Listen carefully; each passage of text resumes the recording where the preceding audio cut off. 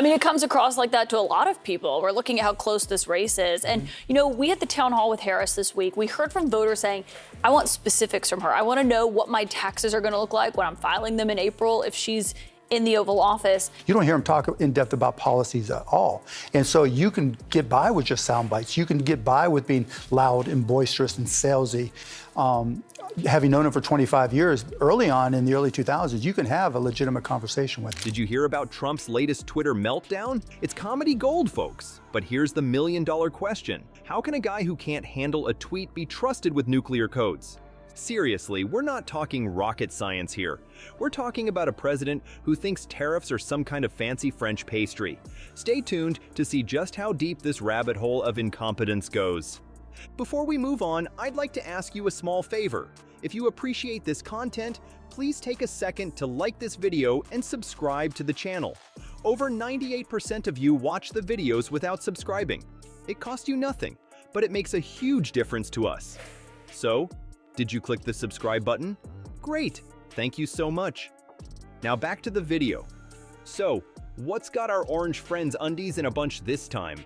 Well, it turns out that Mark Cuban, the billionaire with actual money in the bank, decided to poke the bear. And boy, did that bear roar.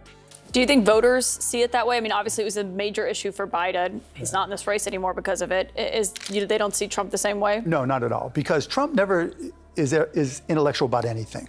Yeah, I mean, the weave is on his head and in his mouth and it's not working. You know, he's slowed down. There's no question about it. You don't hear him talk in depth about policies at all. And so you can get by with just sound bites. You can get by with being loud and boisterous and salesy. Cuban fired off a tweet that hit Trump right where it hurts, his ego and his supposed business smarts. He basically told Trump that his brilliant plan to slap a 60% tariff on Chinese goods would make Christmas shopping a nightmare for families. Imagine little Timmy's face when Santa can't afford to bring him that new Xbox because President Grinch made it cost more than a month's rent. Now, you'd think a guy who claims to be the world's greatest dealmaker would have a snappy comeback, right? Wrong. Trump's response was about as presidential as a toddler's tantrum in a toy store. He called Cuban overrated. Ooh, burn. I bet Cuban's crying into his billions right now. Then, because apparently we time-traveled back to 2004, Trump started bragging about the ratings of The Apprentice.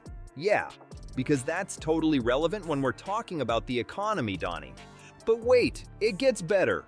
Cuban, not content with just dropping one truth bomb, offered to donate a cool $1 million to charity if Trump could explain his own policies.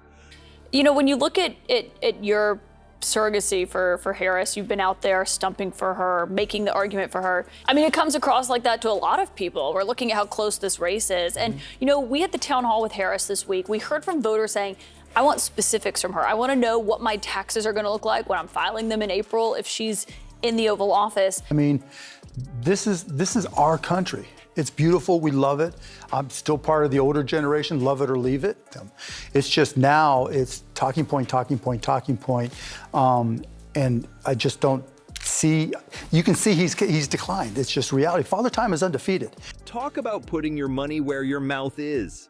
Meanwhile, Trump was probably Googling, what is a policy? Between tweets. The internet, being the wonderful dumpster fire that it is, took this Twitter tussle and ran with it. Faster than you can say Cove Fafi, memes started popping up like mushrooms after a rainstorm. We're talking photoshopped images of Trump looking like a deflated balloon, his hair being compared to various fast food items. It was a veritable buffet of mockery. Late-night comedians were practically salivating. It was like Christmas came early for them, and Santa left a big, orange, tweet-shaped present under their trees. They had more material than Trump has failed businesses, and that's saying something. I mean, he truths about me on Truth Social, but we don't have a relationship. That's as close as we come. I haven't spoken to him since right before he left the White House. The New York Times called you the most surprising surrogate for her. You're someone who's known Donald Trump for a long time. You used to actually give him political advice. And I wonder, you know, when you describe your relationship, I was looking at this today, in 2016, what do you make of how he was when you knew him 15 years ago, 20 years ago, and the candidate that you do see out on the campaign trail today? You know, Trump's plan is tariffs, which, you know, don't work. But here's the kicker. This Twitter spat did more than just provide us with some top-notch entertainment. It exposed Trump's paper-thin skin and his questionable grasp on, well, anything related to running a country. It's like watching a kid try to play chess when he can barely grasp the rules of tic-tac-toe. If you thought Trump's Twitter meltdown was bad, just wait until you hear about the aftermath. It's like watching a dumpster fire, but the dumpster is filled with MAGA hats and fake tan lotion. Trump's team rushed to do damage control, but their efforts were about as effective as using a water pistol to fight a forest fire. Kellyanne Conway and Sean Spicer, Trump's trusty sidekicks, tried to explain away their boss's behavior, but their excuses were met with more eye rolls than a teenager at a family dinner. The international media had a field day with this circus. They weren't sure if they were watching the leader of the free world or a D-list reality TV villain throwing a tantrum. It's like America accidentally elected the host of The Biggest Loser instead of a president. You don't ever think of Donald Trump and think, wow, that was really an in-depth conversation he had with somebody. And to say that we've become the garbage can is insulting to every single American. Having known him for 25 years, early on in the early 2000s, you can have a legitimate conversation with. You don't think of Donald Trump and say, that was really nuanced in what he had to say about this position or his policy. You can't be 78 years old and not expect some decline. Oh wait, we kind of did. Even die-hard Trump supporters are starting to scratch their heads. They signed up for Make America Great Again, not Make America Cringe Again. Some folks are wondering if they backed the wrong horse in this rodeo. It's almost like they're playing a game of political hot potato, trying to distance themselves from the orange turd's latest outburst. Trump's approval ratings are sinking faster than his businesses go bankrupt. It's like watching a lead balloon try to float. Spoiler alert, it doesn't end well. The more he tweets, the more people seem to realize that maybe, just maybe, running a country isn't quite the same as firing D-list celebrities on TV. This whole fiasco has exposed just how unpresidential our Donnie Diapers can be. It's like watching a toddler try to play chess when he can barely grasp the rules of tic-tac-toe. The world is watching, and they're not impressed.